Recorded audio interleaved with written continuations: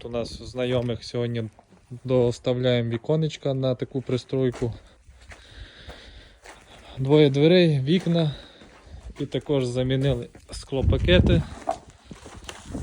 Були пошкоджені на вхідну дверку.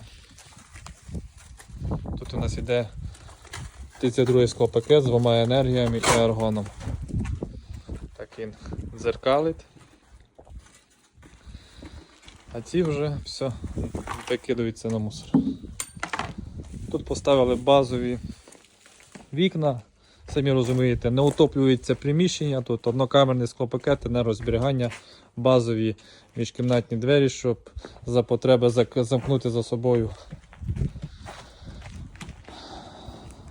Це тут буде якісь кладовки. Для таких приміщеннях, де є хороший навес, це все гарно підходить. Кому потрібно вікна, двері, пишіть, телефонуйте, Dream Door.